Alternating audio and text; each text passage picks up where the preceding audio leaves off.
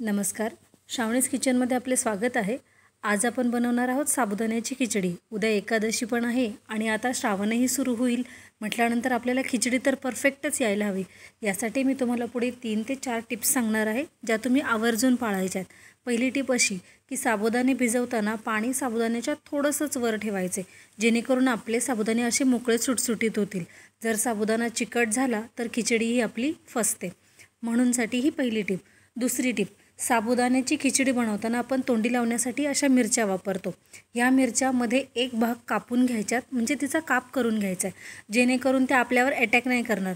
Attack म्हणजे काय, त्या तुपात किंवा तेलात घातल्या की त्या अंगावर उडतात। मग जर आपण त्याला काप घातलेला असेल तर मग या मिरच्या उडत नाहीत किंवा मग जास्त तडतड वाजत नाहीत। ठीक आहे। त्यानंतर खिचडीसाठी मी तूप वापरते, तुम्हाला हवं तर तुम्ही शेंगदाण्याचं तेल वापरू शकता। मिरच्या तळून झाल्या की यामध्ये चवीनुसार मीठ घालून घ्यायचे।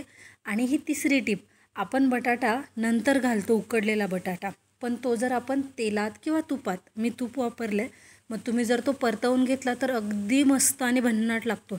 इवन तुम्हाला सांगू, जर या तुपाच्या बटाट्यामध्येच आपण जर शेंगदाण्याचं कूट, मीठ आणि हिरवी मिरची वाटण करून घातली तर हा बटाटा उपवासासाठी एकदम परफेक्ट बटाट्याची भाजी होऊन जाते। बटाटा परतवून झाला आहे आता आपला। मग आता यामध्ये मी हिरव्या मिरच्या घालून त्या छान परतवून घेणार आहे। मी तूप जास्त नाही वापरलं आहे, 1च चमचा तूप आत्तापर्यंत मी वापरलेलं आहे। तुम्हाला हवं असेल तर तुम्ही ते जास्त किंवा कमीही करू शकता। 1 ते 1.5 वाटे साबुदाणे घालून घेतलेले आहेत मी। आणि मग चवीनुसार मीठ घालायचं आहे।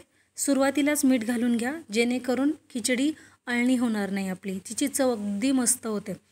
पण हो, आपण बटाट्याला पण मीठ घातले, त्यामुळे त्या अंदाजानुसारच मीठ घालून घ्यायचे। 1-2 मिनिटांसाठीच साबुदाणे आपले तुपावर परतवून झाले की मग झाकण ठेवायचे, शेंगदाण्याचं कूट न घालता, जेणेकरून आपले साबुदाणे छान परतले की मग त्यानंतर आपण त्यामध्ये कूट घालू शकतो। तुम्ही बघू शकता साबुदाणे थोडेसे ट्रान्सपरंट झालेत। आत्ता आपण यामध्ये शेंगदाण्याचं कूट घालून घेणार आहोत। आणि हीच आपली नवीन टिप आहे की साबुदाण्याच्या खिचडीसाठी आपण शेंगदाणे वापरताना ते अगदी छान मंद गॅसवर छान खरपूस भाजून घ्यायचे, त्यामुळे खिचडीला जो स्वाद येतो ना, तो नेक्स्ट लेवल असतो। ठीक आहे। मग आता आपण शेंगदाण्याचा कूट घालून परतवून झाल्यानंतर त्यामध्ये तुपातून परतवून घेतलेला बटाटा घालून घ्यायचा आहे, तोही छान मिक्स करायचा। तुम्हाला आवडत असेल तर यावेळेला तुम्ही शेंगदाण्याचा कूट घालून झाल्यानंतर मिक्स करतो तेव्हा त्यामध्ये लिंबाचा रस घालू शकता। आणि हो, लिंबाचा रस जर वापरला तर त्यामध्ये साखरही 2-3 दाणे घालून घ्यायची। आपली खिचडी खाण्यासाठी तयार आहे। आपली खिचडीची रेसिपी तुम्हाला कशी वाटली ते मला कमेंट करून सांगा आणि आपल्या चॅनलला सबस्क्राईब करा।